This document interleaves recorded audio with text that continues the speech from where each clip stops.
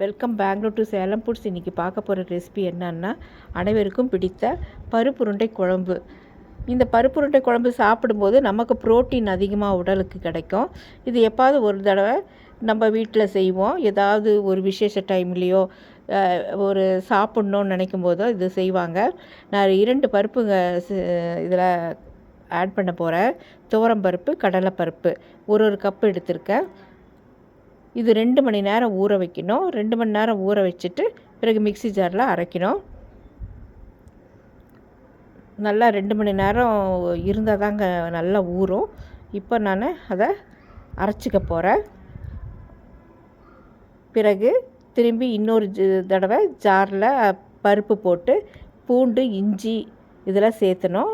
சோம்பு இதெல்லாம் சேர்த்து நம்ம அரைக்கணும். அப்போ தான் நல்ல வாசனையும் கிடைக்கும், ஜீரண சக்தி ஏற்படும். இஞ்சியும் பூண்டு சேர்த்ததுனால நல்லா அரைச்சி போட்டாச்சுங்க. இப்போ உப்பு, பொடிசாக நறுக்கின வெங்காயம், தேங்காய் பல், அதாவது சிறு சிறிதாக வெட்டின தேங்காய் பல், ஒரு அரை ஸ்பூன் அளவு மிளகாத்தூள், கருவேப்பிலை, கொத்தமல்லி தழை, அவ்வளோதாங்க. நல்லா போட்டு பிசைஞ்சிடலாம். நம்ம வரமிளகா இருந்தாலும் இந்த பருப்போட வரமிளகா போட்டு கூட அரைச்சிக்கலாம். இப்போ நான் மிளகாத்தூளை சேர்த்திட்டேன். நல்லா உருண்டை பிடிச்சி ஒரு பக்கம் எடுத்து வச்சுட்டேன். இது ஆவியில் வேக வைக்கணும். நம்ம இப்படியே நம்ம வடை கூட சுட்டுடலாம்.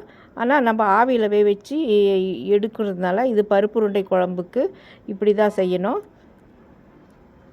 இப்போ நான் இட்லி பாத்திரத்தில் நல்லா சுடு தண்ணி கொதிக்கும்போது இதை நம்ம இட்லிக்கு எப்படி நம்ம கொதிக்கும்போது இட்லி மாவு ஊற்றுறோமோ அதே போல் இது தண்ணி கொதிக்கும்போது நம்ம இந்த உருண்டைகளை சேர்த்துடணும்.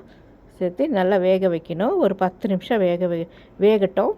அதுக்குள்ளே நம்ம மிக்ஸி ஜாரில் தேங்காய் குழம்புக்கு நான் ரெடி பண்ணிகிட்ருக்கேன். தேவையான அளவு தேங்காய், ஊற வச்ச புளி, தக்காளி பழம், ஒரு 2 தக்காளி பழம் போட்டு நல்லா அரைச்சிக்கணுங்க. நம்ம புளியை கரைச்சி கூட ஊற்றலாம். நான் எப்போவுமே கொஞ்சம் தேங்காவோட சேர்த்து ஊற வச்சு சேர்த்து அரைச்சிருவேங்க.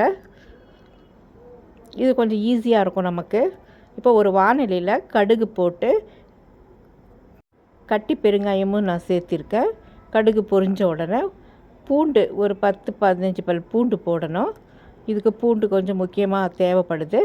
அப்புறம் சின்ன வெங்காயம் சிறிதளவு, பெரிய வெங்காயமும் சேர்த்து நான் இதில் நல்லா வதக்க போகிறேன். வரமிளகா ஒரு 3 வரமிளகா போட்டுக்கிட்டேன்.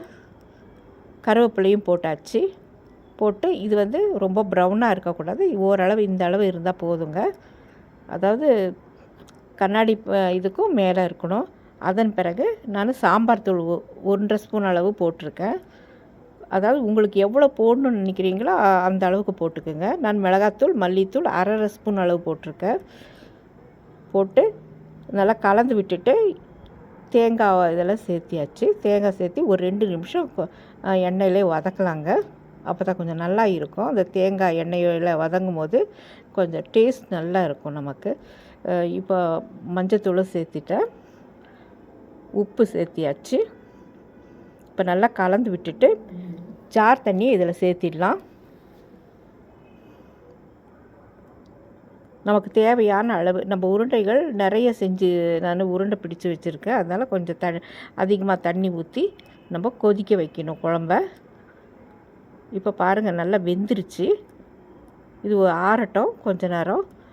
இப்போ குழம்பு பார்க்கும்போது அதுவும் நல்லா கொதித்து பக்குவ நிலைமைக்கு வந்துருச்சுங்க. இப்போ நம்ம வேக வச்ச உருண்டையை இதில் சேர்த்திடலாம். அவ்வளோதாங்க, பருப்புருண்டை ரெடி ஆயிடுச்சு. ஒரு 5 நிமிஷம் இப்படியே சிம்மிலேயே வைக்கணுங்க. ரொம்ப கொதி நிலையில் வச்சா தண்ணியெல்லாம் இழுத்துக்கும் உருண்டை. அதனால் நம்ம சிம்மிலேயே வச்சுருக்கணும். ஒரு 5 நிமிஷம் சிம்மிலே அதாவது லோ சிம்மிலேயே நம்ம வச்சிடலாம்.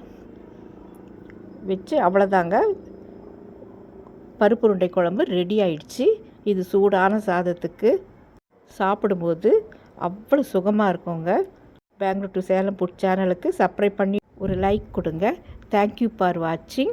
உங்களுக்கு கண்டிப்பாக பிடிச்சிருக்குன்னு நினைக்கிறேன்.